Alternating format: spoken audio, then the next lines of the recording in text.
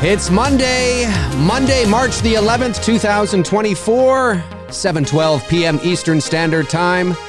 My name's Dave McRae, coming to you live from the Voiceman Studios in Toronto, Canada. This is episode 247 of McRae Live. And I thought I would jump on. I don't know what my week's going to be like, so I thought I would jump on tonight. I had some time, and I thought, you know, now that the news, the Halloween news last week, of course, the big news that, well, I mean, like I said, not a lot of meat on the bone, but there was something there to speculate on, something there to talk about. And I did two videos. Of course, there was the McRae Live show, episode 246, I did on Friday afternoon. Was it Friday or Saturday? I can't remember now. I think it was Friday. And then, of course, there was I did an addendum video to that live show, only maybe an hour or so later, which is up on my channel as well, because there was something that I thought about. I thought, oh, maybe actually it means this. And now that a couple of days have gone by, you know, I'm starting to think, well, what does this mean now moving forward? If it is, and that is what they're doing, by the way, because it comes from Mark Helwig, the head of Miramax. So what is it that they are doing in regards to the Halloween franchise? Well, like we talked about on Friday, like I talked about in my addendum video, and these are their words, not mine, although I am paraphrasing, so I'm not sure if I have it in the right order, but these words were used: a complete creative reset. And on Friday afternoon show, I had speculated, because they said, we're going back to the original. We're going back to the original. And I had speculated that, well, that must mean that the original is canon. And it could still be, like I said in my addendum video, it could still be. But not necessarily, because the more I thought about it, and that was the whole point of the addendum video, which was me basically saying, well, hang on a second here. He didn't exactly say that. Again, it could still be canon, but maybe it's not. Maybe they're just going back to the original to use it as the foundation for the inspiration creatively moving forward. Not that first film is canon. So whatever they're doing is not a direct prequel or a direct sequel to the 1978 original. Now, they may do a prequel series, but it's not canonically connected to the 78 original, right? If the series was a gigantic, success, and they say they began, the TV series in 1963, and it went on, I mean, they might do their own version of Halloween 1978. Who knows? So there's several different ways that they could go about it, and we're not exactly sure, at least 100% sure, which one it is. But, like I said, although you could certainly see why I, and maybe some others, have thought that because of the terminology, right, going back to the original, and having just come off a trilogy that went back to the original and included the 78 original in its canonical timeline, it's not it's not out of the realm of possibility that's what they would do. However, you can look at it on the other side of the coin as well and say, nah, I think he just means they're going back to the original for inspiration, because it's a complete creative reset. Whew. So let's say that is it, because I'm actually, despite where I was on Friday's show, I am actually leaning more into where I was in my addendum video. And I think and again, anything's possible at this stage because we still don't have a lot of meat on the bone.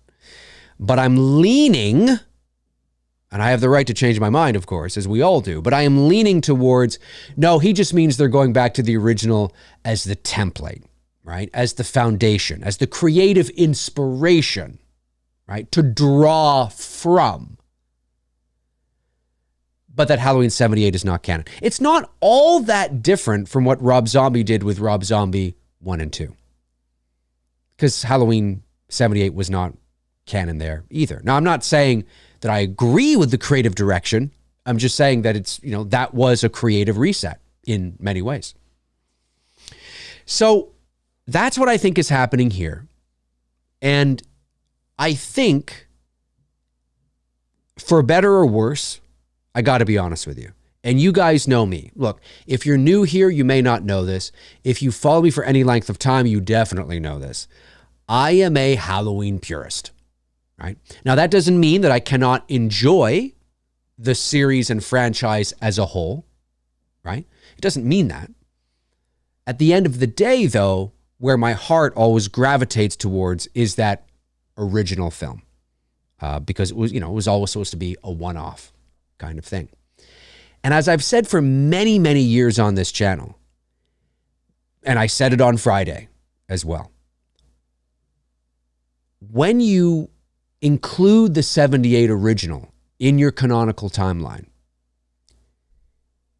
there are certain rules that you have to abide by because they have been set up by that first movie.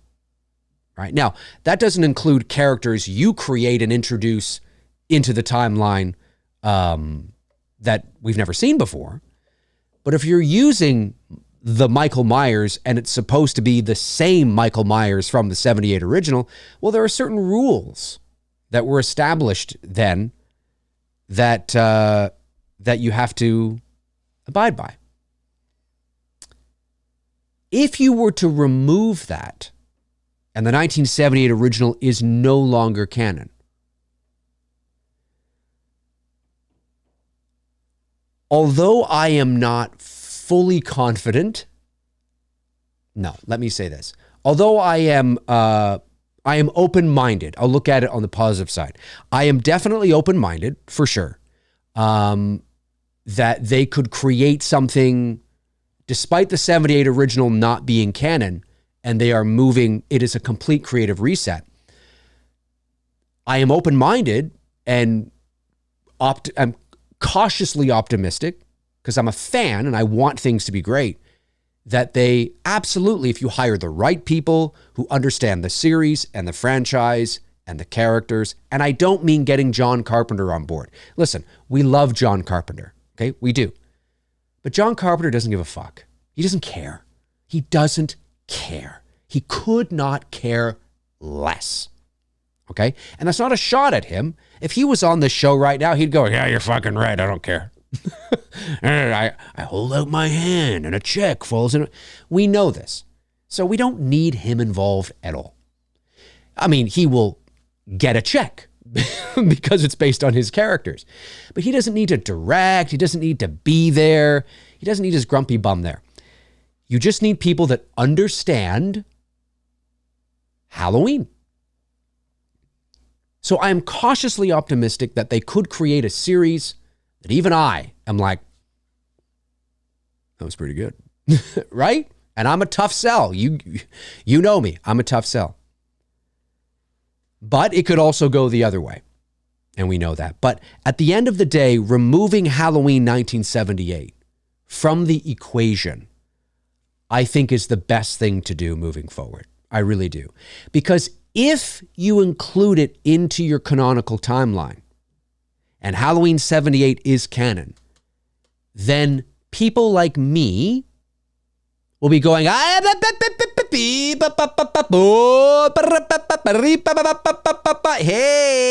woo, na na na na na, ah, yeah, It's like what's his face from Jurassic Park? Keep wanting to call him Newman. What's his name?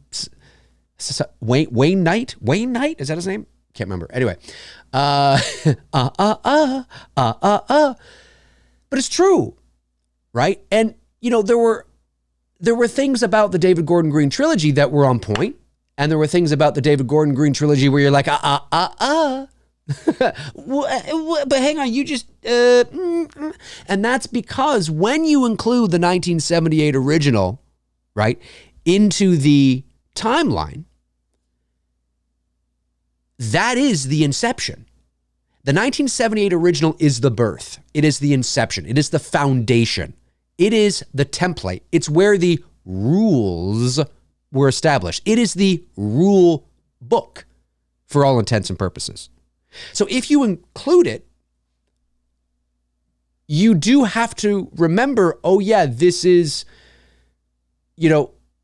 would this character behave this way? Would this person do this? What does this, based on what this individual went through in the 78 original, how does that affect them in our sequel series or our sequel movie or whatever the case is, right? There's many people that, said, well, hang on, based on what Laurie, and I tend to agree with this, right? You have, because they removed Halloween 2 from the canonical timeline in David Gordon Green's trilogy, and we all understand why. No, we totally understand why. It's completely justified as to why he was doing or why they did that. But at the same time, there's this big, trauma and PTSD and years of therapy or not therapy and all this kind of stuff for 3 murders, right? And listen, like I've said many times, everybody deals with PTSD in their own ways. And who the hell am I to say that you should be over something, whatever the case is, right? You can justify it that way. But there were a lot of fans that were like, well, it feels like all this hysteria from Hadesfield and this would be more justified, right? If Halloween 2 was canon, because then you could be like, oh my God, look what happened. You had 3 teenagers murdered. You had the whole fucking massacre. You got 10 people in the hospital. You got Jimmy guys. You got the nursing home. But without Halloween 2, it's like, yeah, you know what I'm saying? So again, right, when you keep Halloween 1978 canon, there are certain things and rules you got to think about. And would this character behave this way? Does it make sense? Is it properly motivated? Does it feel justified? Is that the way? Do I believe it? Do I believe it? And so I look at that and I think to myself, if you remove Halloween 78 from the timeline altogether, you can use as the inspiration. Well, we're going to create a series. It's going to have Brackett, going to have a Lori, going to have a Judith, going to have a Linda, going to have a Bob, whatever the case is. Yeah, that's fine. But you are creating your own versions of them. Now, again, you guys know I'm not a fan of Rob Zombie's films at all. But one thing I have always said on this channel, and Tony Michael and I are planning a show very soon where we're going to be talking about all that kind of stuff. That's right. 2 Dudes and Some Bullshit is slowly but surely making its way back. It's just been a very difficult time in terms of schedules for us both, but we are looking to come back very soon. So I won't get into the details of what I would do because I think I'll save that for the episode of 2 Dudes. But I can say this, that when you remove it, you can use it, as inspiration. That's basically what Rob Zombie did. And like I said, I'm not a fan of the creative direction that he went in, but you have to give credit where credit is due. He did his own thing. There's many different creative, directions you can go in, right? Rob Zombie went this way and made a very Rob Zombie type of movie. White trash background, mom's a hooker, stepdad's a deadbeat dad, shut up or I'll come over there and skull fuck the shit out of you, bitch. And I mean, all these typical crass, white trash Rob Zombie kind of movie. And that's what he did. And I didn't enjoy it because it's just not, I don't particularly enjoy Rob Zombie movies anyway. The Devil's Rejects was all right, but I'm just not really a fan of his style. It's not my thing. All power to him. All power to him. He's got a lot of fans and a lot of people love his movies.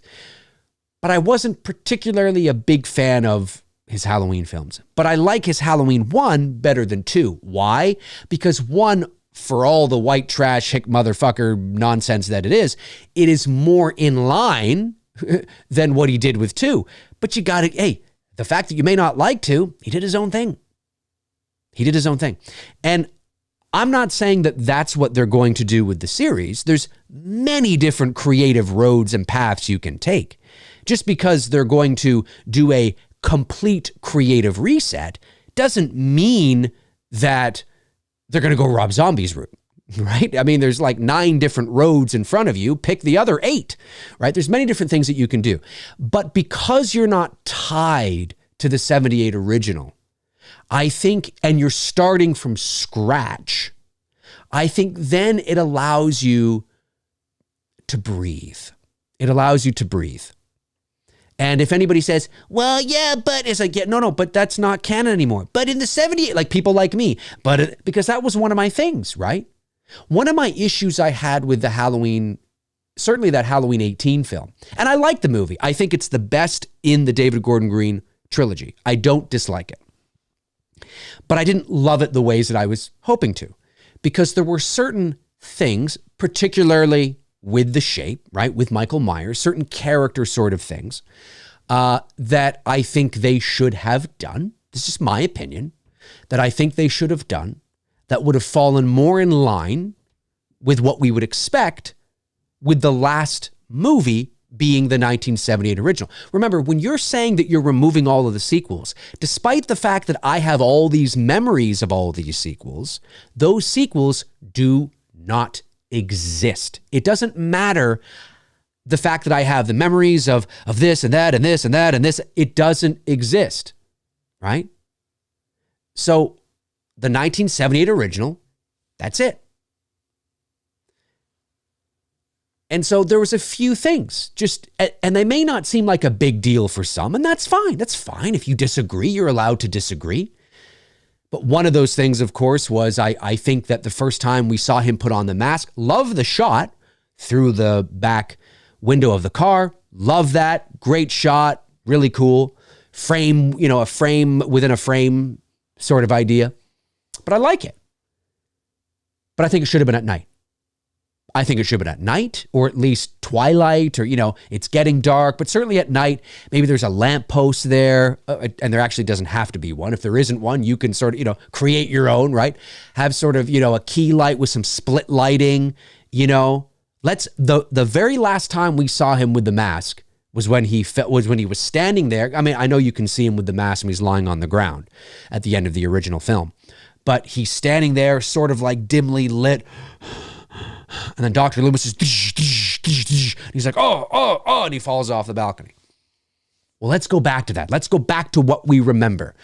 And I would have, there he is. Now, would you have had to have maybe made a little bit of adjusting in the editing or in the story to fit the timing of when he gets to Hadesfield? Because now we got Aaron and Dana, who now it's at night, so you got to make sure that you get, I get all that. Okay, there's some wiggling and shimmying that you might have to do. But I think it would be far more effective. And then that means that the fight between Aaron and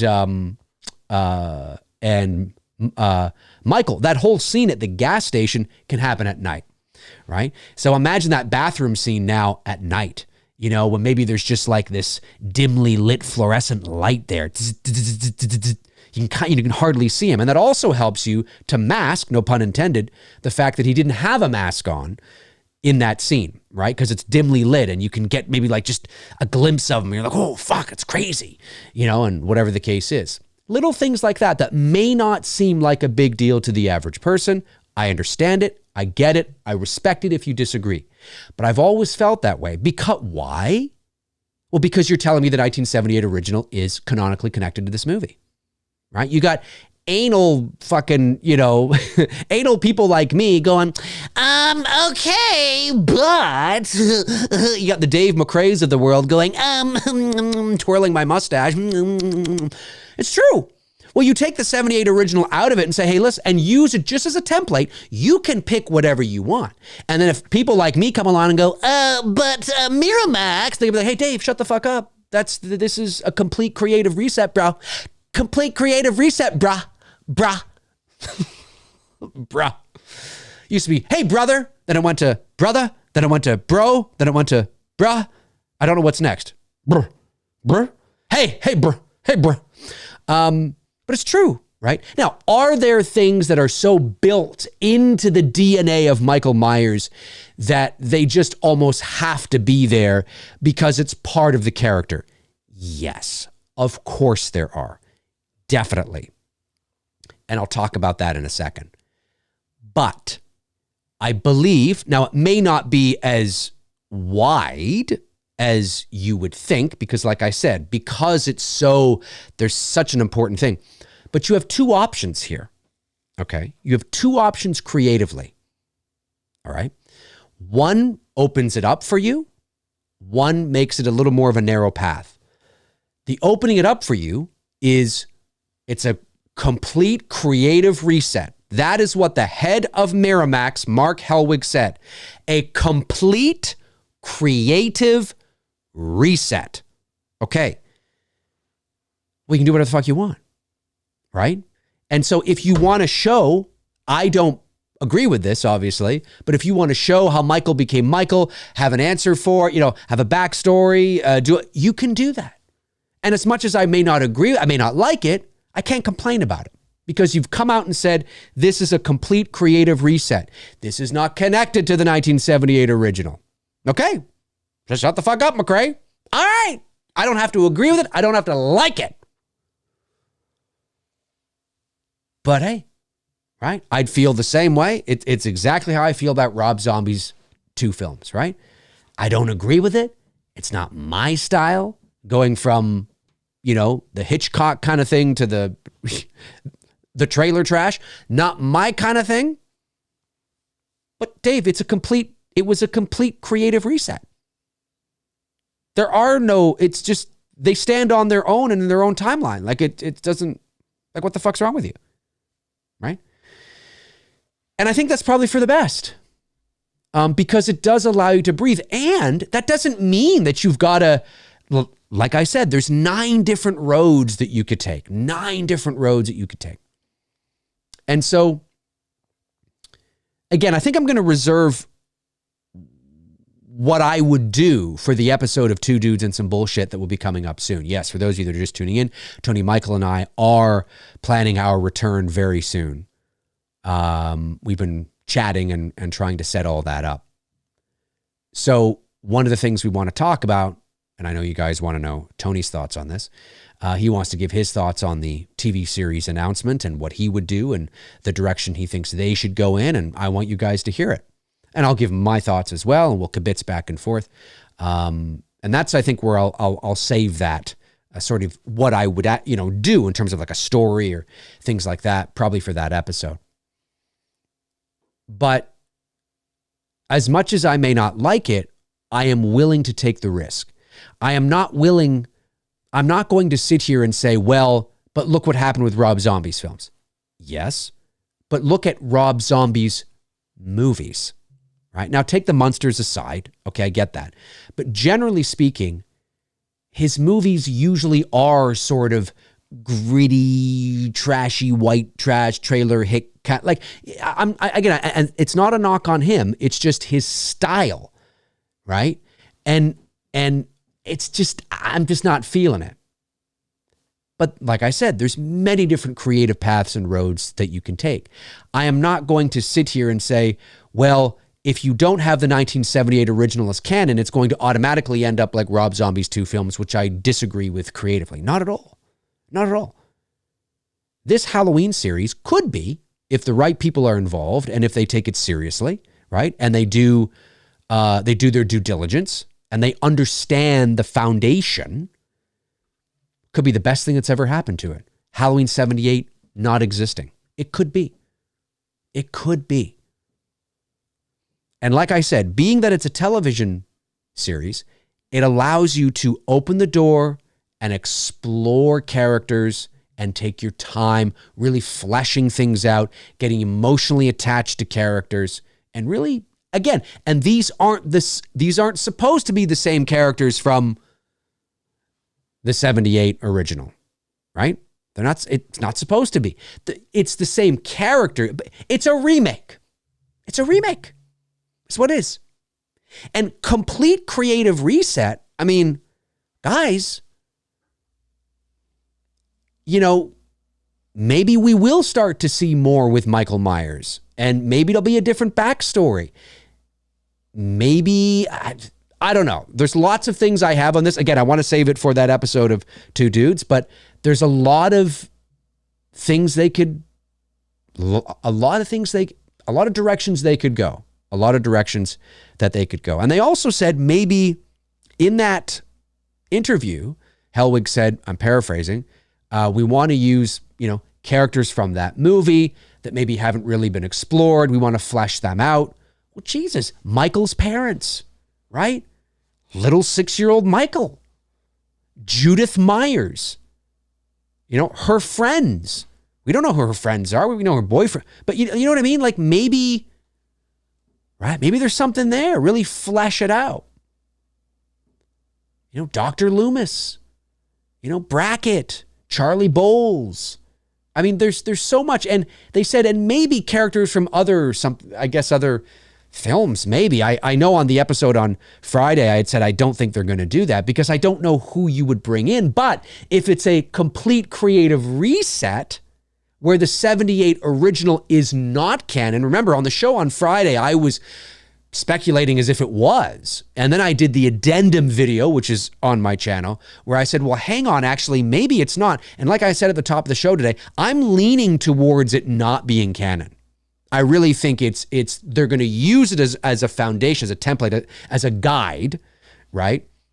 And then, kind of the instruction manual, but they don't necessarily, but the story they're telling is not connected to that specific iteration of the story. And so, yeah, I mean, it's an interesting situation because if that's the case, then what I said on Friday, I loosened the reins a little bit because you could bring in a Jamie Lloyd. You could bring in a Rachel Carruthers. You could bring in a Officer Hunt.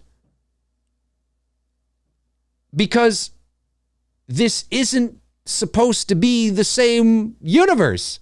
So you could introduce Jamie Lloyd earlier, right? You could introduce, again, we don't know where in the story they're falling, but again, too, folks, this might have nothing to do with 78.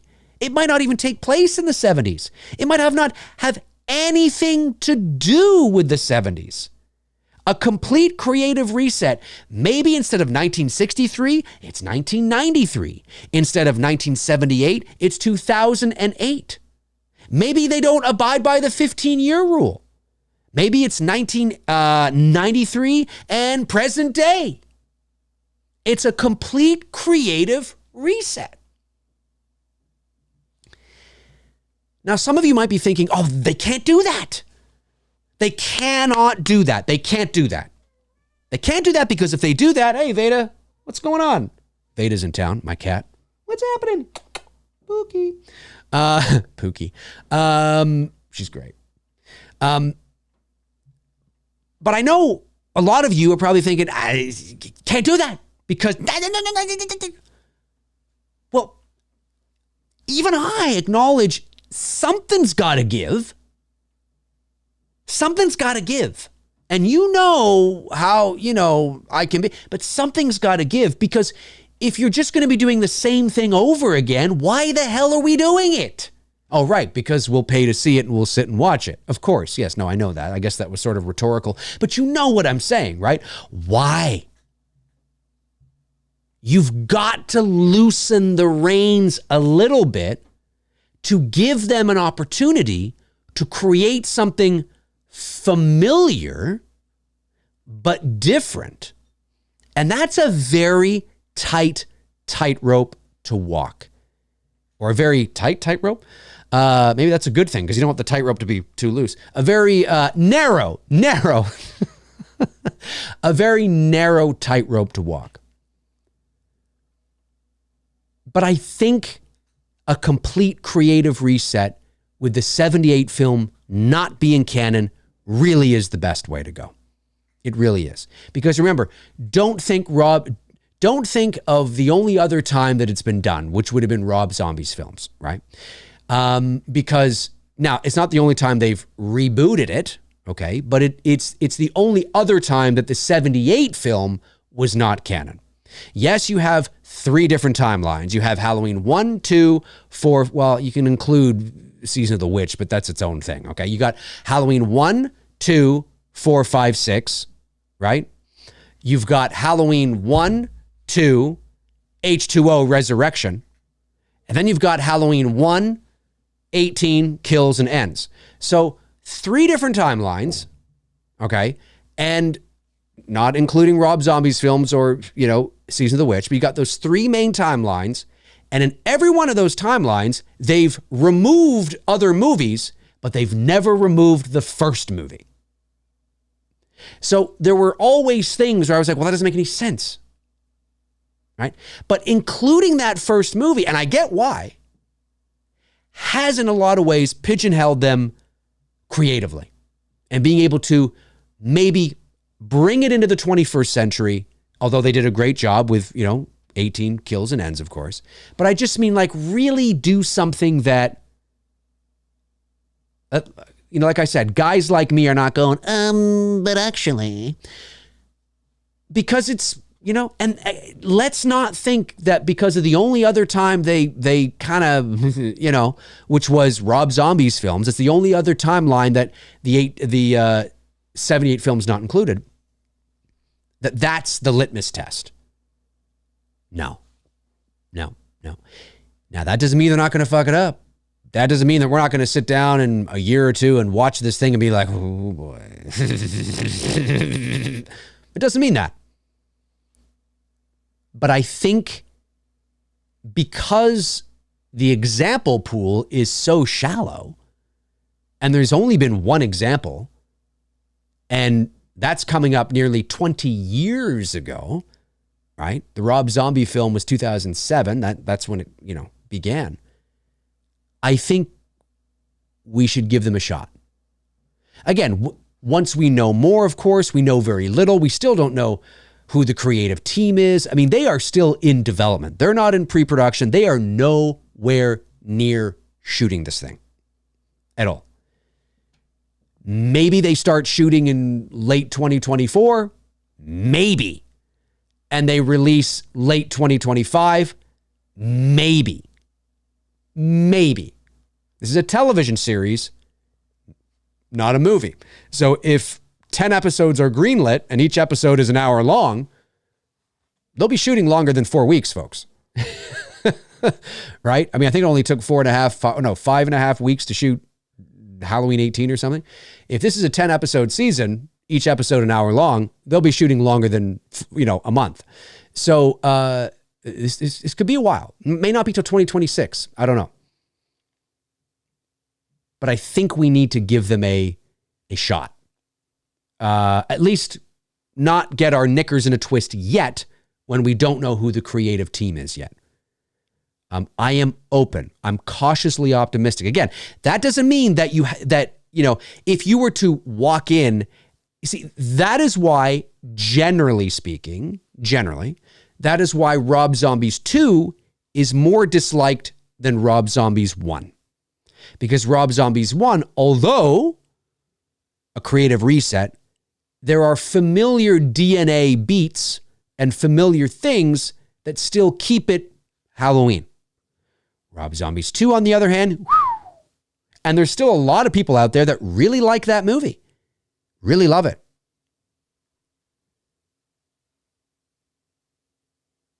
But I think, again, that doesn't mean you can completely remove the DNA. It's got to be something familiar. The DNA of that first movie should be there because that is the template. And what I mean by that first movie, I believe, this doesn't mean you have to do this, but I believe, as I said on Friday's show, that the character of Michael Myers, although if it is a complete creative reset, you can do whatever you want with it. But I believe because it is so ingrained in the pop culture zeitgeist and is something that makes it work, that the mystique of Myers must be preserved. The mystique and the why of what he's doing, or why is he doing what he's doing, should never be known, right? It's not like Michael or Freddy or Jason. But at the same time, I also acknowledge that you can't run that forever, because you know, it, having a backstory that is known, having a foundation that is far more or less ambiguous, we'll say, does bode better for the creatives, because they're not so, you know, it's not so narrow. If you do go the route that I like, your series has a shelf life, which isn't a bad thing. I mean, there's nothing wrong with telling great stories over like 3 or 4 seasons. There's nothing wrong with that. Not everything's got, and with streaming, very rarely do things go past like 4 or 5 seasons, right? I mean, I'm sure there are some examples, but I'm pretty sure the average Netflix series is, I'm not saying it's going to Netflix, but like the average streaming series is what? Like maybe 4 seasons, 5 seasons. Do you know what I mean? Like, it's not something that you don't generally see streaming shows, you know, well, we're in our, you know, 11th season. I mean, that's not usually how it is anymore. You know, television now, especially these big shows are so cinematic and so like involved and cost so many millions of, it's so expensive that in a lot of cases, these shows do end up just telling their stories over the course of like 4 or 5 seasons. And there's nowhere to go, right? And so I think that there is an opportunity here that you could still preserve the integrity of the mystique and the unknown and the ambiguity of Myers and still deliver a television series. But know that that series is going to probably only run you 4 or 5, maybe 5, maybe, depending on how long the seasons are, how many episodes there are, how long the episodes, you know, it all depends how you construct and sort of, you know, map out your narrative. But it is possible to do. But I'm open to exploring new ideas and new things. I am. I'm open to it. Because I am open to something that gets rid of the ambiguity. It's not a creative choice I would make. It's not something I would do. If I was in the writer's room, I'd be like, no, I don't think we should do that. But I'm open to seeing it. Because if it's a great story with great characters, with it's just firing on all cylinders. Maybe knowing the why from the beginning, you know, whether it's paganism, whether it's Celtic rituals, and, you know, Samhain, and that is the correct pronunciation, Samhain, not Samhain, just so people don't go, what the hell is he saying? You know, but, you know, and incorporating like the history of Halloween and where that comes from, like how the book does, the novel, right? If that's what you did for a series, well, if the characters are great, it's suspenseful and it's moody, and maybe it'll be great. Maybe fine. I mean, I don't think you should follow the book in the sense of that he's got a mask with blue eyeshadow and pink lipstick. And always remember, folks, the book is not canon. The book came after the movie. The book dives into Celtic rituals and paganism and all that because they needed Halloween 1978 as is in book form would be incredibly boring. So they needed to, you know, dive into some sort of backstory, because they needed it really to be more interesting for the reader. And Michael's sort of sexual infatuation and you know, he's got this mask with blue eyeshadow and pink lipstick and all this kind of stuff. And so the book is its own thing. But like with Halloween 2, you can, well, think of what Dr. Loomis was talking about in the back of the marshal's car and, you know, and you know, the rituals and witches and paganism and, you know, Samhain and I mean, yeah, you can take that and you can sort of build on that.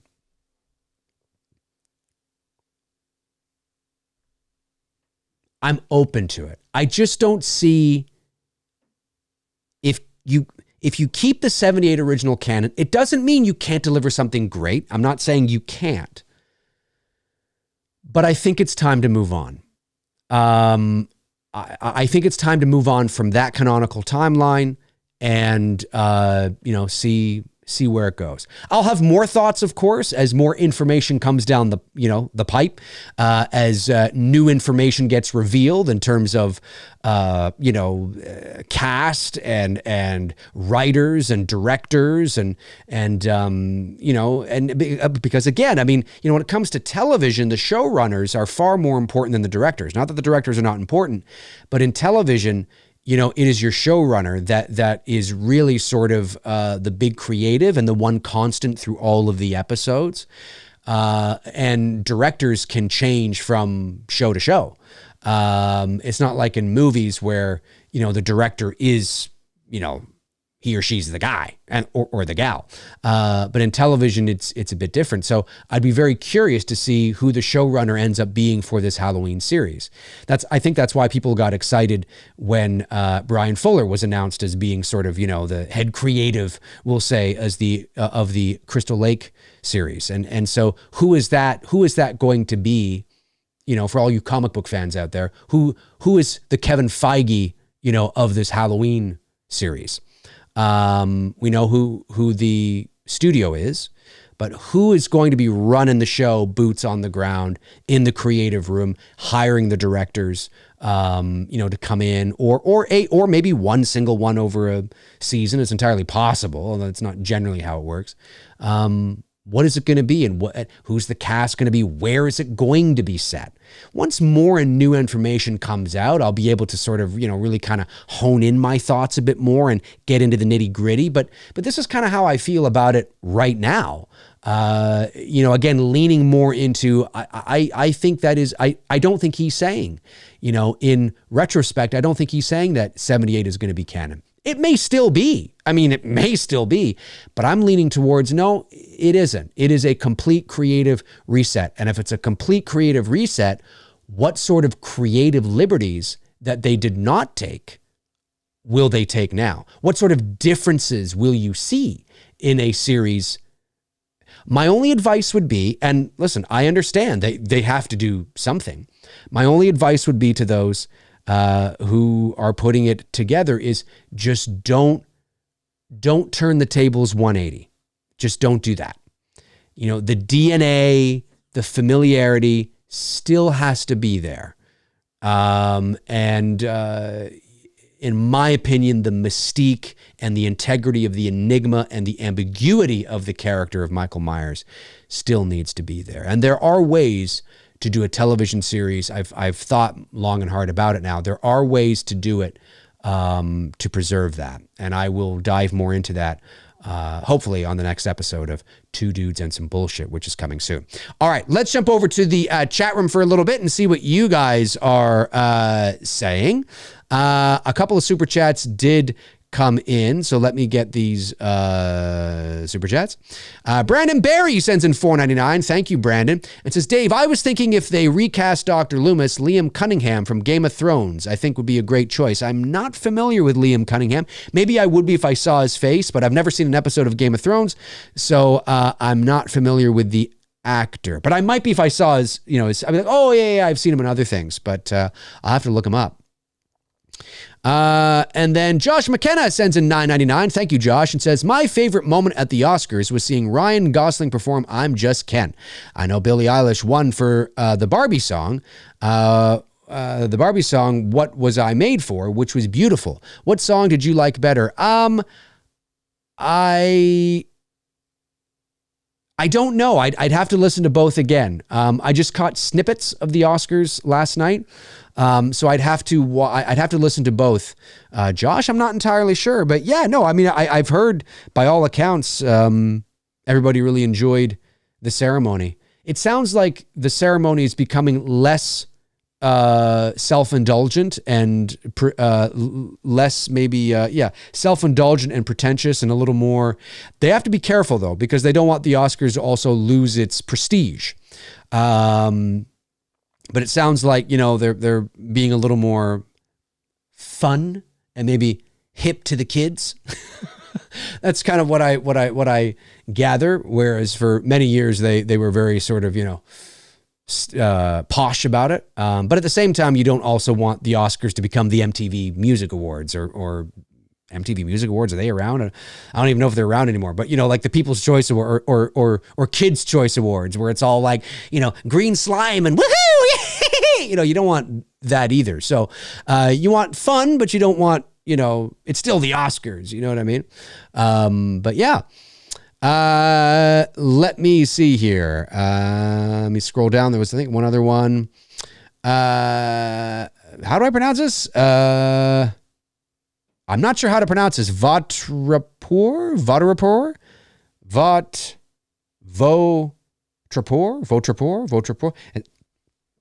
My apologies if I'm butchering it. Something like that. We'll call you Vot. Sends in $5. Thank you. Says, hey, Dave, for a new Halloween, should the violence be graphic or bloodless like it was in the original? What would be more true to Myers' character? Well, again, it's a complete creative reset. So what is true to Michael's character is whatever they decide, right? Now, if we were, if the Halloween 78 original, well, you see, here's the thing. What's true to Michael's character? Okay, well, I think the better...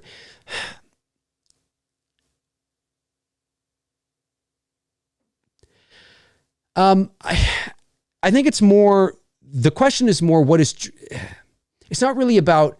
It's more about stylistically what you show, right? And so, Michael Myers sliced Annie's throat in the back of the Wallace's car. So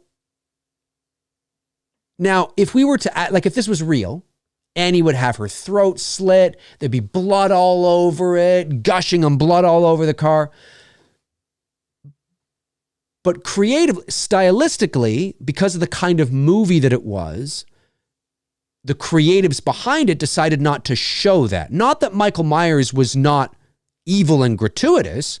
It's that we didn't show that. Do you know what I mean? There's a difference between what the creatives and what the director decides to show you and what Michael Myers actually is capable of. So I think it comes down to stylistically, what is the direction they want to go in, right? Is this going to be a hard R streaming show? Perhaps.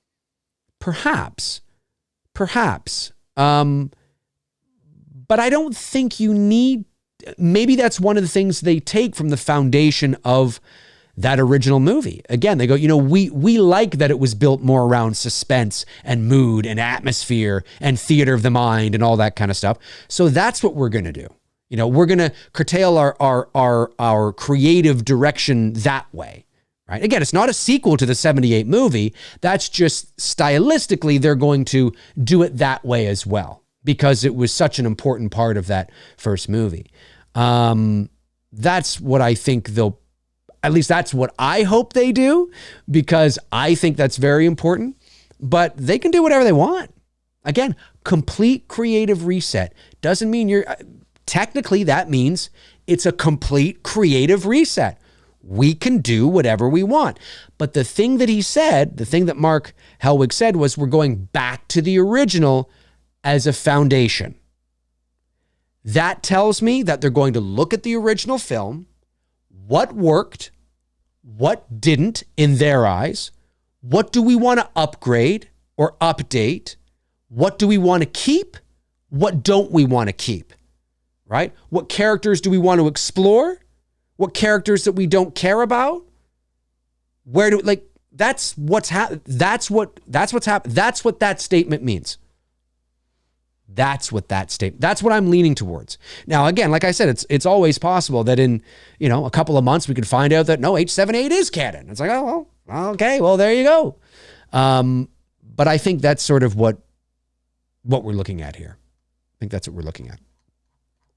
Okay, let me just make sure I didn't miss any super chats. I don't believe I did. I think it was just 3 that came in. Yes, just 3 that came in. All right.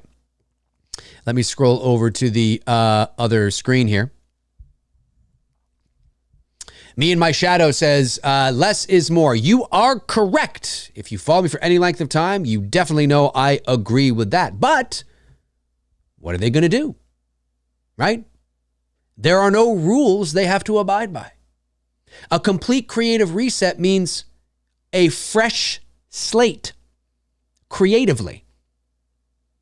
Now, that doesn't mean that, like I said, they're not going to carry things over, because I believe, and I think they're smart enough to know, that there are certain things about Michael Myers, about the execution, that are in their best interest to probably carry over and honor.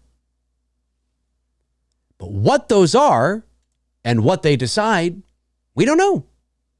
We have no idea. We have no idea. No idea.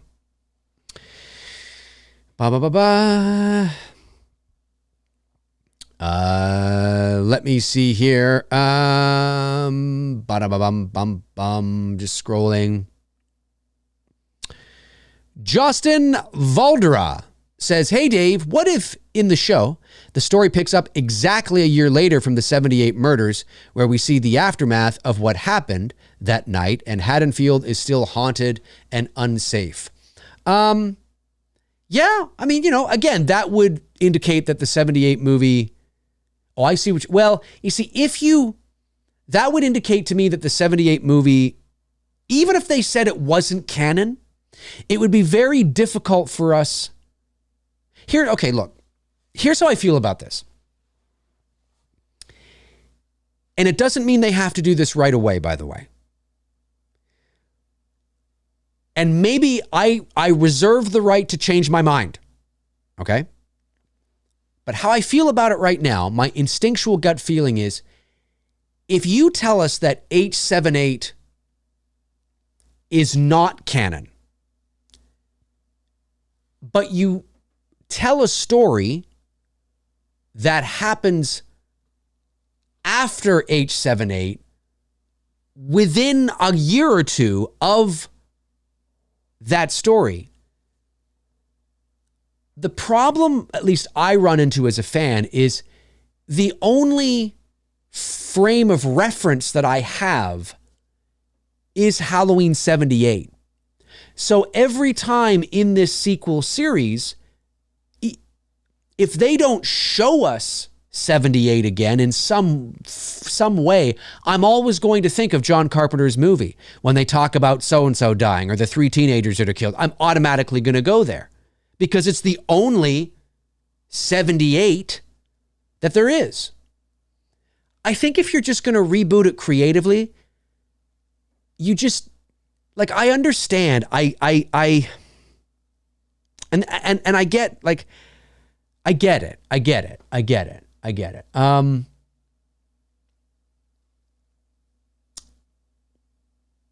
Because I do know that there are superhero films where there are people that feel, we don't need to see the origin story again. I get that. But I just think if you're telling a story that is only 1 year removed from the 78 movie, and now the 78 movie is no longer canon, and you're telling sort of this story that happens in 1979-80 about the aftermath of the killings, I just feel like you might as well just establish your own continuity by showing this. Make that your first season. And then you at least establish your own rules. Even though you're attempting to, I'm still going to be drawn to thinking about the 78 movie when you talk about it, even though you're talking about your own version of it in that. Do you know what I mean? Does that make sense? I just think it might be too close. Because if you're going to set it 1 year after 1978, we'll just tell 1978 again. And it's a complete creative reset. You have wonderful opportunity to flesh out, Loomis's relationship with Brackett and, the babysitters and Michael. Maybe we could see him break into the hardware store, or maybe it's not a hardware store. Maybe it's set to, during today and it's a spirit Halloween, or I don't know, like just something, I get what you're saying, but I just instinctually, again, maybe I'll change my mind, but I just kind of feel that. Frank Riker, one of the great hosts of the Slaughtered Lamb Movie Podcast, sends in, and one of my great moderators here, sends in a very generous super chat. Thank you, Frank. You didn't have to do that. Says, we all know what the series will be. Myers and Loomis will only be mentioned in news reports and clippings, with more focus on relationships of victims and relatives, with maybe a court scene. It'll be another Walking Dead spinoff. Well, Frank, I am not familiar. I mean, I know about The Walking Dead, but I have not seen an episode of The Walking Dead nor their spinoffs. But I will take your word for it. Maybe it will be. I mean, again, we know so little. I mean, we're all sitting here, and to your point and to the previous viewer's point as well, I mean, we don't know what this is going to be about. We have no idea, where. And now we say, see, that's the problem, right? We say, well, where is it going to take place? Is it going to take place like in the early 60s or like in the early 80s? Maybe neither, because it's a complete creative reset. So maybe, like I said, 63 is now 93 or 2003 or 43 or 57. We don't know. We're assuming they're basing, see, our frame of reference is that 78 movie. And that's why I think for a complete creative reset, you get rid of it. Yeah, you just get rid of it. It doesn't have to be 63 and 78. Rob Zombie's Halloween wasn't 63 and 78, right? I think, yeah. But I see what you're saying, Frank. Yeah, who's going to be involved? Will it be about Laurie?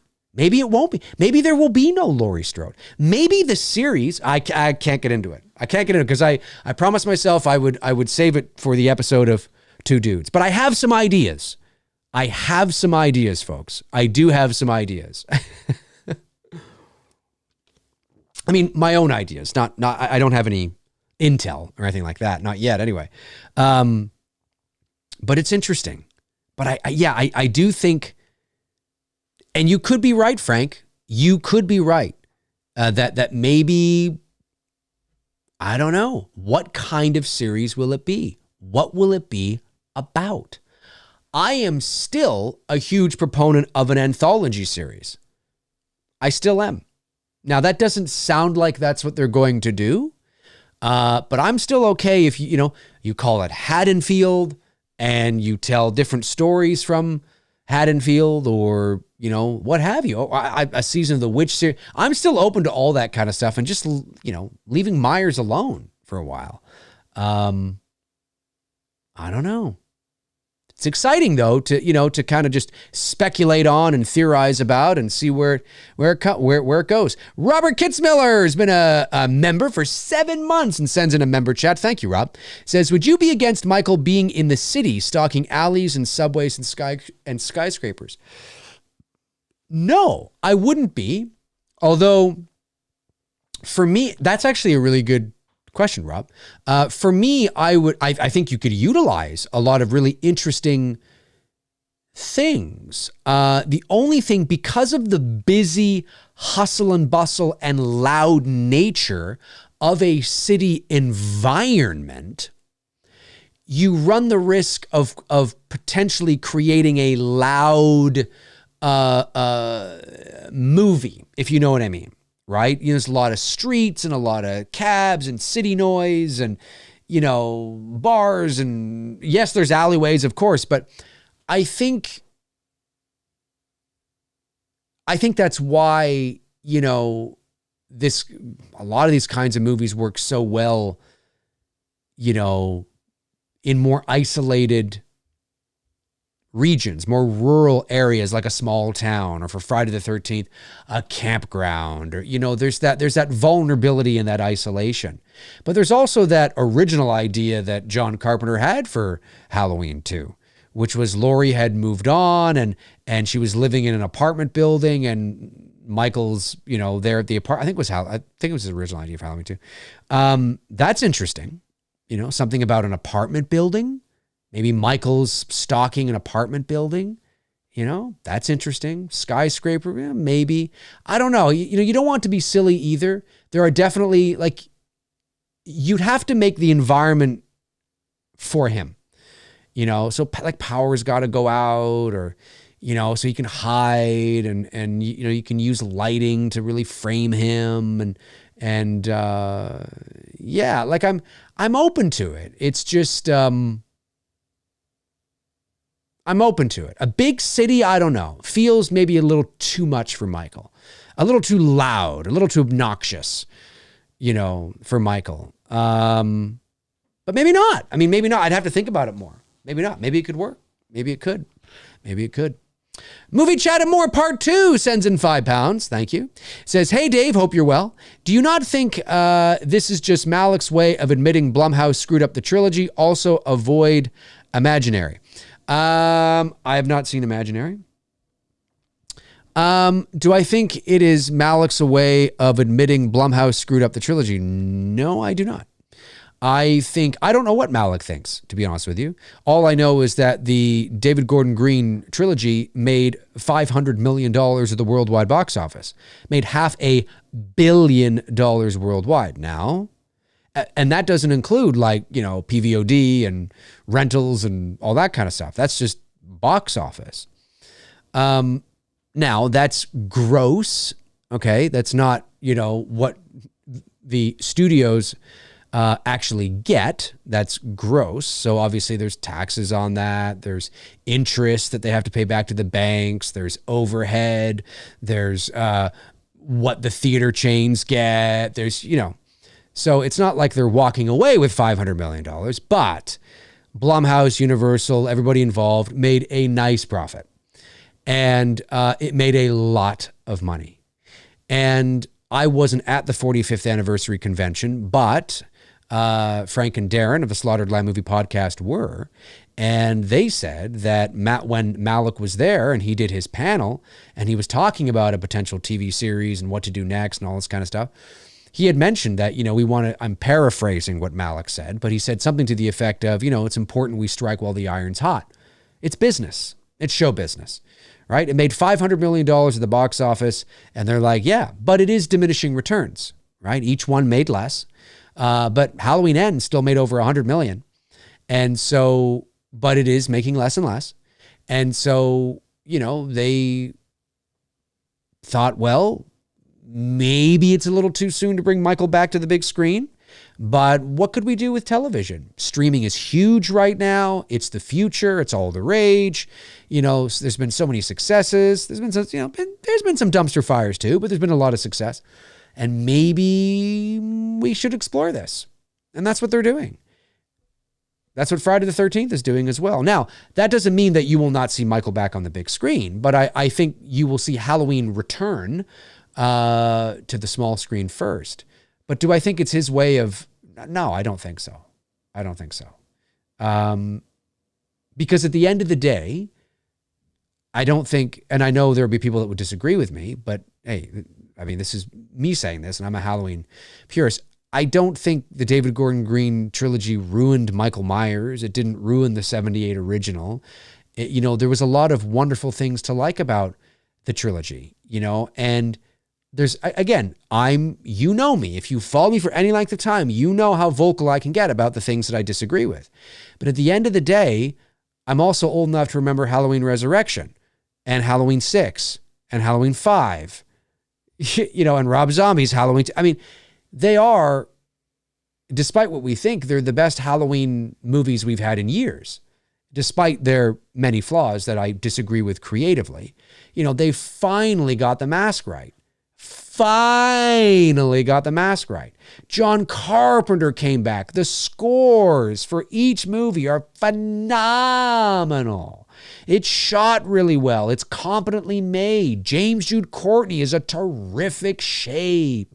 We finally got to see him in shadow and dimly lit lighting. And, again, that doesn't mean that I agree with every shot, every scene, every creative decision, every plot point, every detail. I do not. But, despite people's loathing for Halloween Ends, and I do agree with many of the things that were said about it, and I've said on this channel, I actually liked Halloween Ends, ironically, until Michael showed up.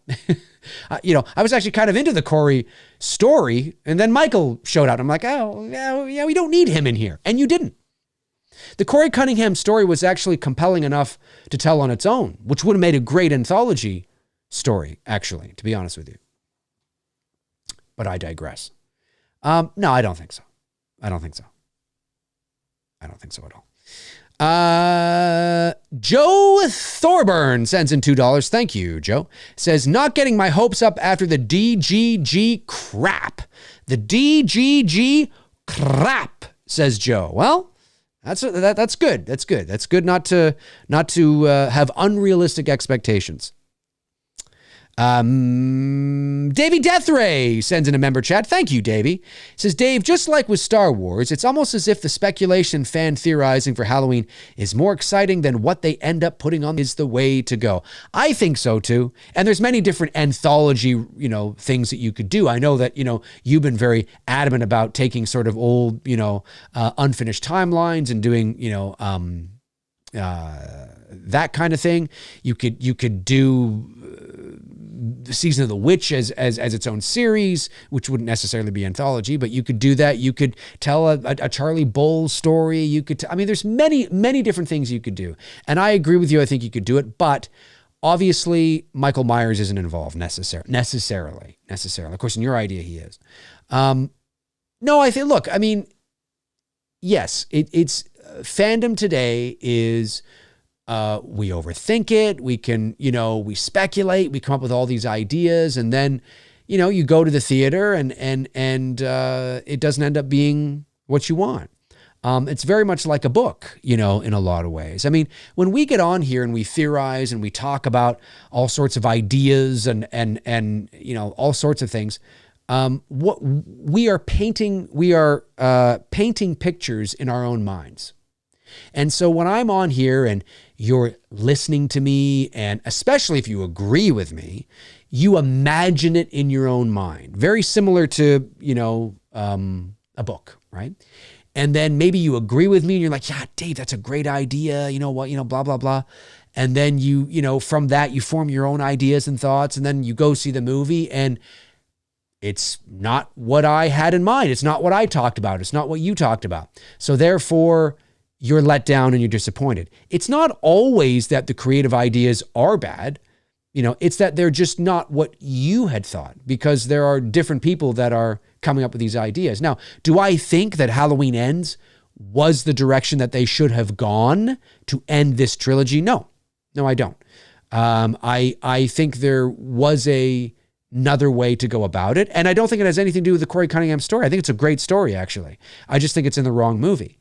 Like I said, I thought the movie was actually pretty good until Michael showed up. What the hell does that say? I think the Corey Cunningham story would have been a great first season of an anthology series. And you have Jamie Lee in it. You have Andy Matichak in it. You know what I mean? Like everything that Corey story, was because it was about a young kid who was bullied. And ironically, the town turned on him. And the town, and this is in the movie, these themes are in the movie, but I think the themes are strong enough that you can take them and have them as their own thing, right? It's a story about a town. The series is called Hadesfield, and the story is about this town who is reeling from the after effects of Michael Myers and how to get over it, and their suicides and this, that, and the other. And they're so fearful of Michael Myers. They're so afraid that he might come back, or whatever the case is, that ironically, their own fear brings Michael back through this, through this other kid.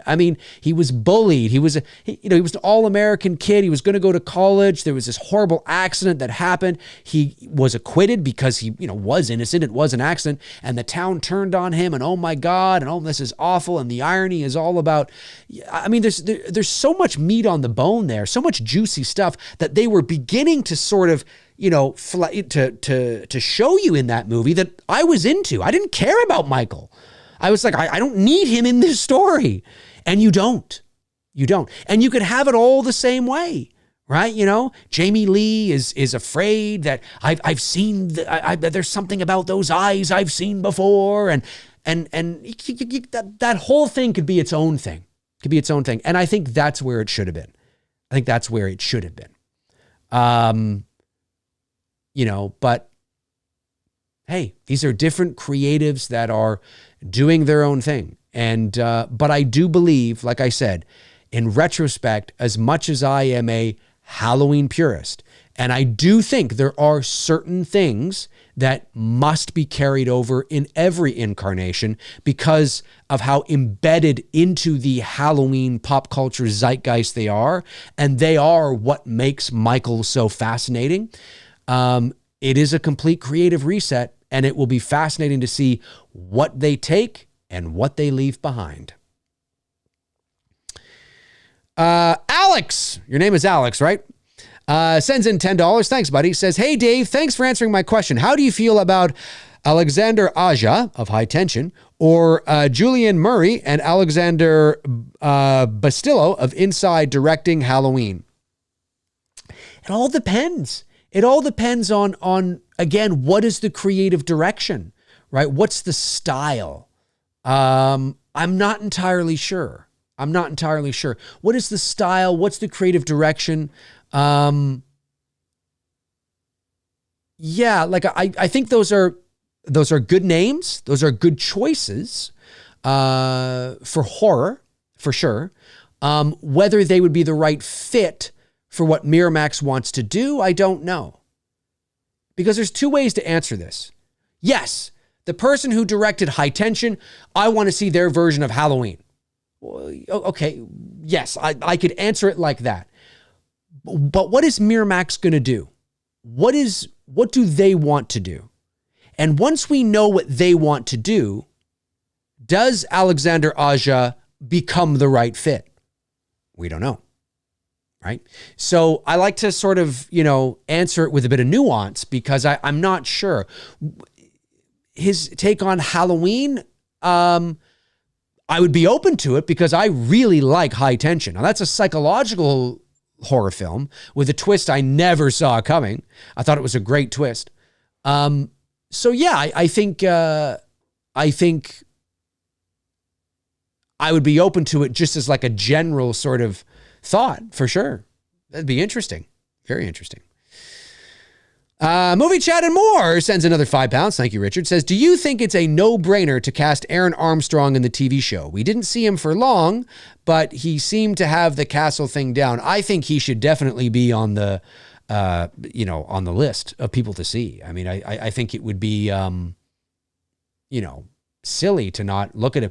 But again, where is what's taking place? I mean, that whole first season might not, you might not even need an adult Michael Myers. Maybe it's, it's all about Michael as a child. And I don't mean like in Smith's Grove. I just mean maybe we get to know the family more. Maybe they're fleshing out the Myers family. We get to see him as this normal 6-year-old kid, or maybe he's not a 6-year-old kid. Again, a complete creative reset. Maybe he's a 10-year-old kid. Maybe he's a 12-year-old kid.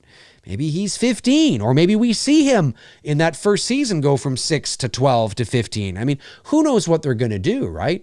So, but when it comes time for adult Michael Myers, yeah, I think Aaron Armstrong has to be on the list. I thought he was great. For sure.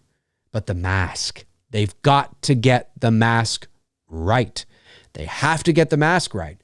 You don't want this thing, again, a complete creative reset. Look what happened with Scream, the television series, and Scream, the movie franchise. Now, there's no doubt there are fans of the Scream mask from the TV series, but is that what's going to happen with Michael Myers? There's the mask you see in the Halloween movies, but then is it going to be the same mask in the television series? Now, one would think, well, of course it's going to be. Is it? I don't know. We don't know. Everybody's heart just went, no, look, I mean, there's a very good chance that it will be the white Shatner mask that we know and love, but it's not 100%. It's not 100%, is it? It's not. A complete creative reset. Maybe they're sitting there going, well, why don't we do something different? Why don't we make it this kind of a mask? Why don't we make it an Emmett Kelly sad mask? Maybe that's what it'll be, right? That was one of the masks that was on the table. Way back in 1978, they had the, Tommy Lee Wallace said, I went to this store, I bought a, Emmett Kelly sad sacks, clown mask, which was creepy, definitely. We tried it on, it was creepy, it was crazy. But I also got this, blank William Shatner Star Trek Captain Kirk mask, and we spray painted it white, and it was like, whoa, it was on a whole other level. But maybe they're like, hey, I know what we could take from the lure of Halloween. Maybe we do the Emmett Kelly sad clown mask. And then some might say, oh, maybe it's a little too close to Pennywise. I don't think so. It looks very different. But maybe the whole clown idea they may not want to go with. And maybe that's the case. But I'm just saying it's the principle of what I'm talking about. Who knows what it's going to be? We don't know.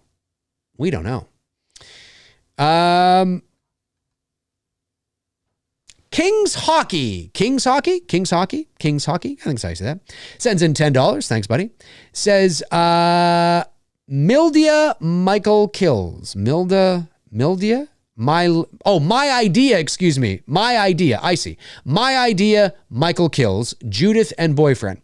Goes to Smith's Grove and escapes 8 years later. 7 years later, leading up to Halloween night, murders begin to happen. Detectives are investigating. Loomis knows it's Michael.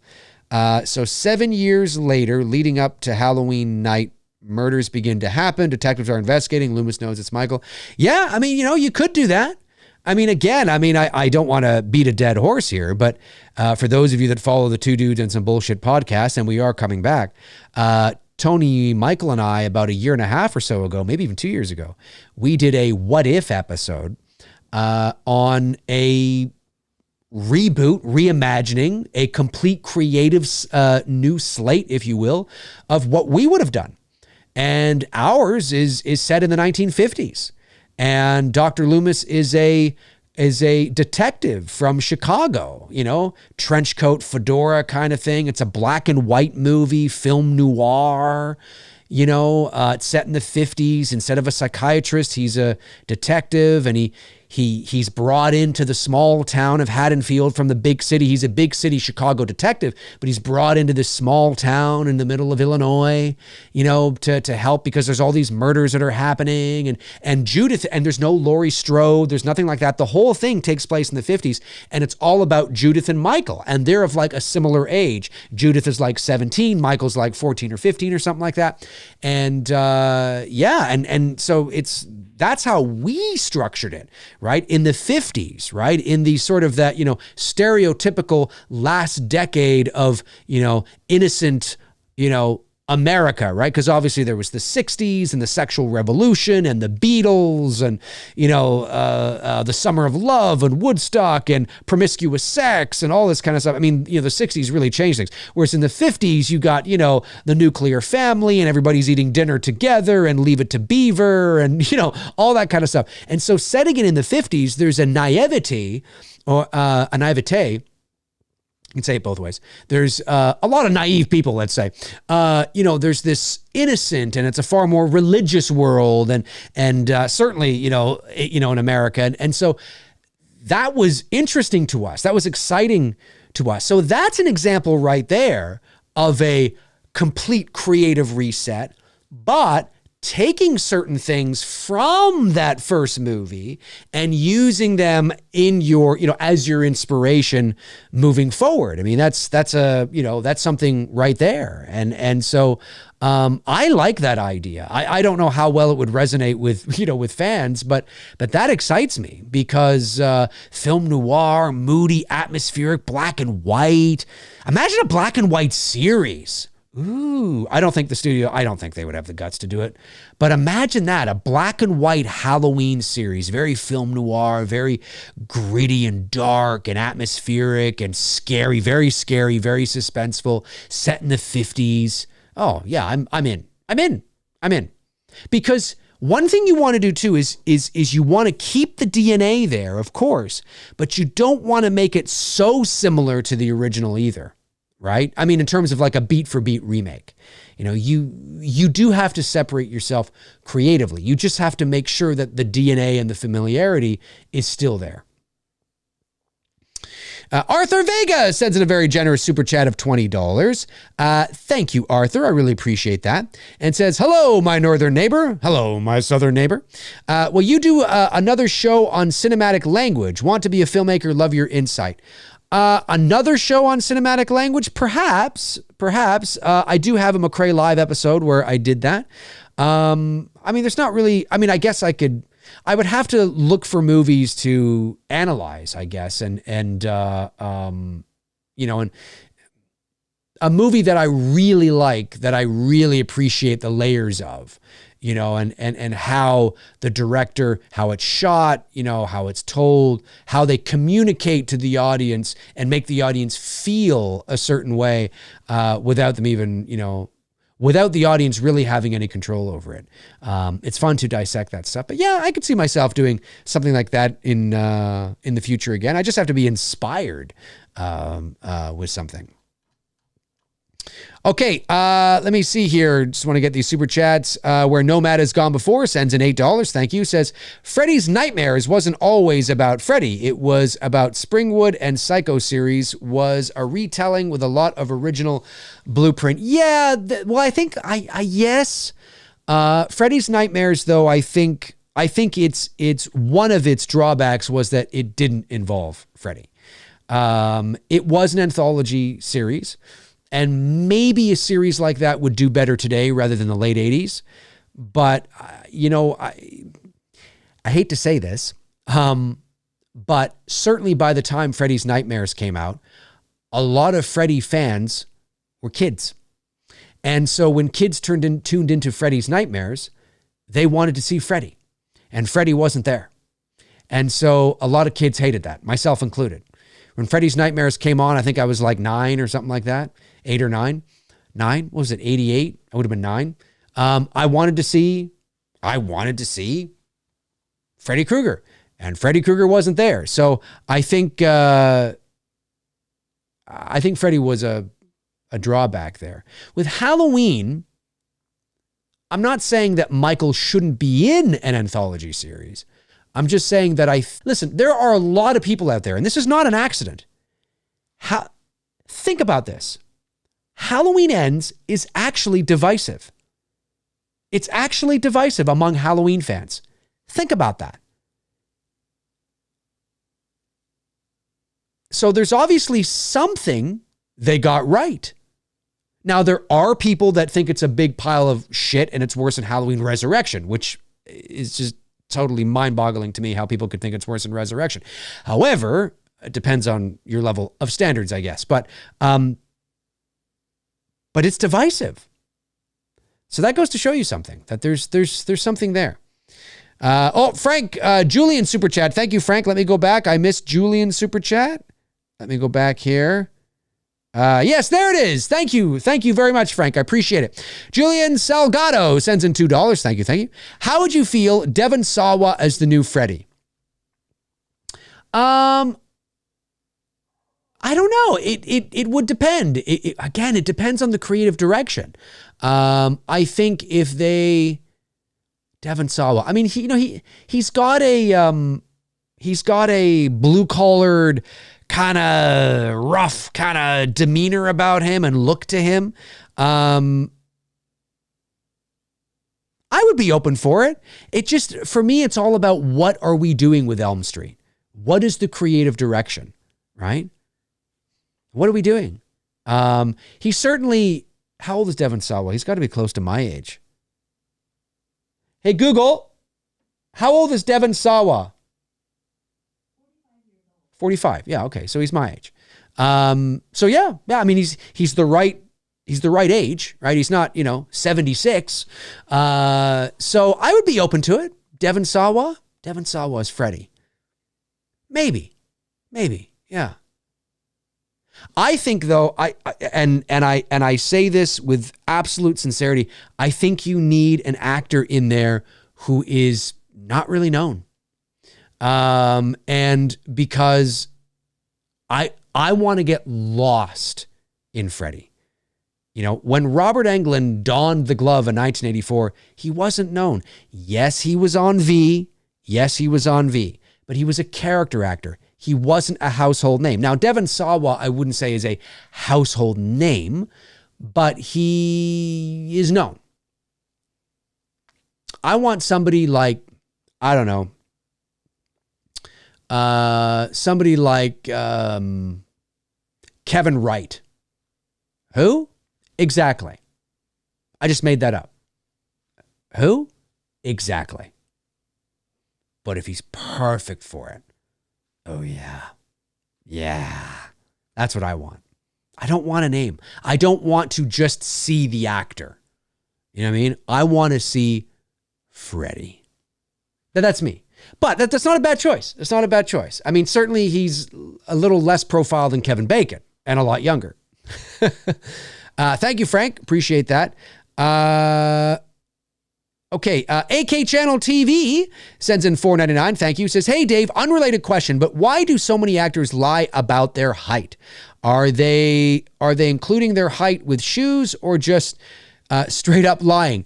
Well, I think it would depend on the actor, right? I mean, if you are actually 6'1", I don't think you would, you don't need to lie about that. The actors that tend to lie about their heights are actors that portray characters that are larger than life on screen. So somebody like a Sylvester Stallone, who is basically my height. Now, I know he says he's 5'10" and a half, but I know people who have worked with him and say he's not 5'10" and a half. And I remember I was doing this was before I was doing voiceover full time. This was just after I left college. It was my first year in the entertainment industry. And I was on a was it a commercial? It was a commercial. I was doing a commercial and I was playing this, like this posh kind of stuffy guy.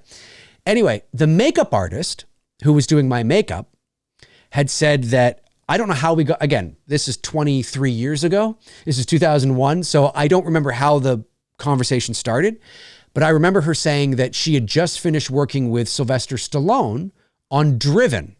Now, Driven is that race car movie that he did that came out in 2001, I believe. That was shot in Toronto. And I don't know how we got on the topic. Maybe I said something like, I said blah, blah, blah. She was like, yeah, blah, blah. I was like, oh, that's so cool, blah, blah, blah. She's like, yeah. And she turned to me and she said, he's your height. And I said, Sylvester Stallone is my height? She goes, oh, yeah. Or maybe even a smidge shorter. And I was like, Sylvester Stallone's not shorter than me. Because I'm not a tall guy.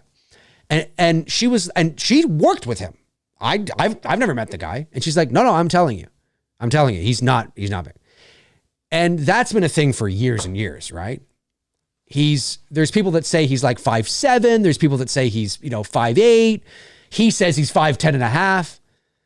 There's articles online from shoemakers that have been like, nah, I've made lifts for Sylvester Stallone. He's got elevator shoes when he goes to the red carpet and things like that. Tom Cruise, right? Tom Cruise is I think he's said to be like 5'9". People who've worked with him are like, nah, he's 5'7", but he wears, and it's funny when you look at these actors, like look up Tom Cruise, Sylvester Stallone, like, red carpet kind of stuff. If you can find pictures of them, like, so you can see their feet, it's hard to tell, but sometimes it does look like they have kind of a big clunky kind of shoe on. It's a dress shoe. I mean, it's made specifically for them, but why would Sylvester Stallone and Tom Cruise feel the need to do that? I mean, Danny DeVito doesn't do that. What's his face? Oh God, what's his face? Why am I blanking on his name? Emilio Estevez, he doesn't do that. George Lucas doesn't do that. You know what I mean? Why would Tom Cruise and Sly feel the need to do that? Even Arnie's been accused of doing it. People think Arnie's like 6'2". Apparently, according to people who've met him, he's like 5'11". Why would they feel the need to do that? Well, it's for image, right? They play these gigantic, larger than life characters on screen, and then you meet them and you're looking down at them. They don't feel as impressive or as, big and wow. You know what I mean? I'm not saying that's the only reason. And I'm sure there are people that are not playing those types of characters that also do those things, that wear, shoes and things like that. I'm just saying that specifically for those guys, I would say that's probably why. Now, listen, if you're 5'7", you cannot wear shoes that are going to make you 6'2", because you would look ridiculous, right? There's only so much height you can gain, right? Which is why Tom Cruise probably goes from 5'7" to like 5'9", you know what I mean? And Sly goes from like, 5'8" to 5'10" or something like that. Sure, yeah, I could believe he's like 5'10" and a half on the red carpet in his shoes. Sure, but if he's just getting up in the morning and going to the bathroom, no, he's probably my height. But I think without knowing all the details, I would think that is definitely a reason. There are a lot of actors out there that play larger than life characters.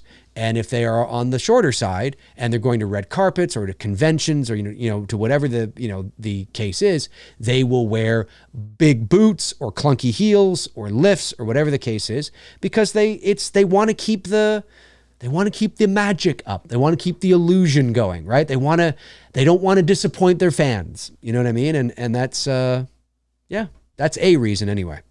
Thanks for the question. Movie Chat and More, £5, says, I loved your paranormal trilogy. That Don't EVP is just amazing. I've heard hundreds, but nothing quite like that. Thank you, Richard. I appreciate that. Yeah, that was a fun episode to do. And I definitely want to do more episodes like that for sure. Like I am totally down for doing more episodes on that topic and also on Port Robinson Road. All right. Have I got all the super chats? Let me just jump over to the other screen and make sure. I just want to make sure I'm not missing anything. Movie Chat and More. Yes, I believe so. Okay. I just want to make sure. I'm not missing anything, folks. Just want to make sure I'm not missing anything. Davey Deathray says, pay no attention to the short Sly behind the curtain. Yeah. It is funny though. It is funny. Like there are, and everybody I guess gets a little taller if they put on shoes. Yeah, for sure. I mean, maybe I'm actually like 5'8" and a half when I have my shoes on. I'm not sure. But yeah, no, that I would say that is why. I mean, you think of the larger than like what these characters play, and there's people that like Arnold, I think, well, that's what it's like WWE wrestling. Right? Like, I mean, it's the same kind of thing. Everybody's height and weight is exaggerated, right? Now, some are more exaggerated than others, but if anybody thinks that Andre the Giant was 7'4", I hate to Santa Claus this for you, but he was nowhere near 7'4". No, but Dave, but in his heyday back in the day, he was never 7'4". There's people that have known him for years that said he was never 7'4". He was big. He was probably like 6'10", 6'11". Like he was like knocking on, and if he put on cowboy boots, which he wore a lot, right? Yeah, he was probably 7 foot when he put those on, but he was never 7'4". Never 7'4". There's a Wilt Chamberlain, I think that's how you say his name, right? And an Andre the Giant picture with Arnold Schwarzenegger. There's two. There's one that's been doctored and one that hasn't. The one that hasn't been doctored has Andre the Giant a little bit shorter than Chamberlain. And Wilt Chamberlain, who played in the National Basketball Association, was billed as 7'1". Now, that's not fake. Right? Anytime you have like a sports figure and they are actually measured. So he was actually 7'1". And Andre the Giant in the undoctored photo, right, where he's a little bit shorter, is probably about 6'11", something like that. Yeah, probably. But then there's a doctored photo, the exact same photo, where they have Arnold the exact same height as Wilt Chamberlain. And I'm like, and that's the one that gets tossed around a lot, and I'm like, nah, he wasn't 7'1", I mean, maybe in his boots, sure. It's like Hulk Hogan was not 6'8", I mean, even in WrestleMania 3, all the fucking, WWE fans out there are probably having, Dave's talking wrestling. When you watch WrestleMania 3 from the Pontiac Silverdome, right? You got Jesse the Body Ventura, he says, Hogan is amazing. He's 6'8". And what does he say? Yeah. And then Vince McMahon, or maybe it's Jesse the Body Ventura that says this. One of them says, Andre's 7'5". It's like, oh, now he's 7'5". It's like, they're nowhere near that. They're nowhere near that. Nowhere near that. Hogan was never 6'8". Never 6'8". Then people say, oh, he was 6'6". Maybe he was 6'6". He was probably 6'5". I could see 6'5". But it's hard for a lot of fans, and I understand it, when you're emotionally attached and you feel so strongly, to discover that your favorite wrestler is nowhere near as big or as tall because they're gladiators on the screen. They're gigantic. They're titans. They're larger than life. And then you meet them in person. You're like, oh, you're a big guy, but you're just a regular big guy. It's like, well, yeah, because that's the illusion of the WWE. It's fantasy. It's fiction. It's gladiators. It's fake. Right? I mean, fake in the sense of that it's a fictional world they've created, right? It's predetermined. It's and they make people look huge and 7'5", 7'5", yeah, he's 7'5". No, Andre was a big guy. Andre was a big guy for sure, but he wasn't 7'4".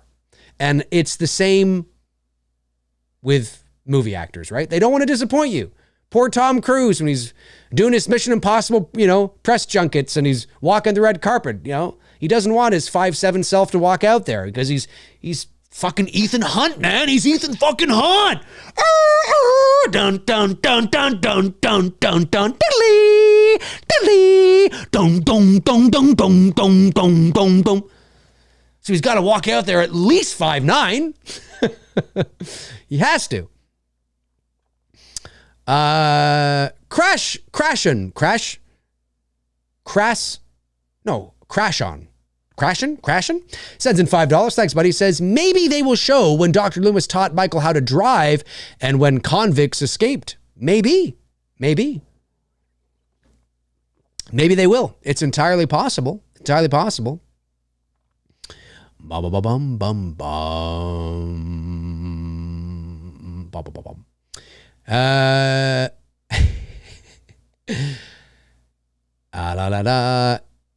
Evil Monster says Undertaker is 6'8", but he's advertised as 6'10". Oh yeah, well, exactly.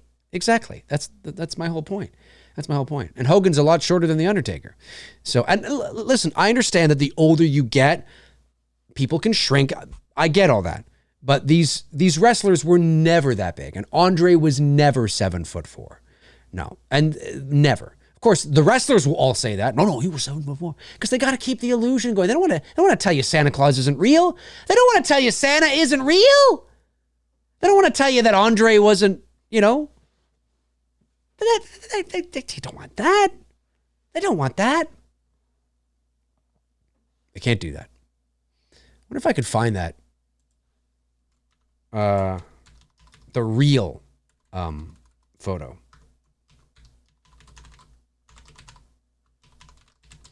See if I can find that. Because there's one that's been doctored. Yeah, the doctored one is all over the place.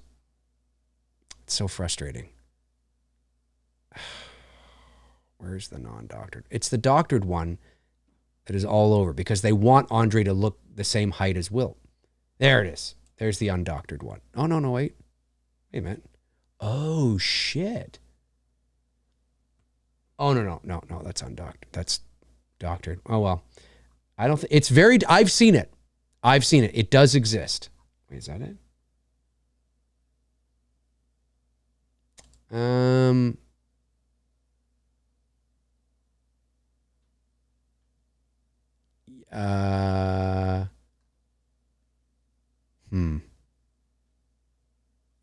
It's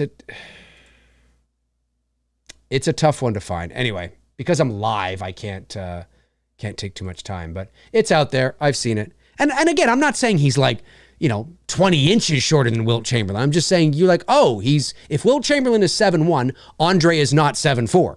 He's clearly probably like 6'11" or something like that. Or, you know what I mean? Or, he's like a couple inches. Yeah. Like he's not, so he was never 7'4". And this would have been Andre in like, the 80s. And Arnold looks like a fucking puny bean.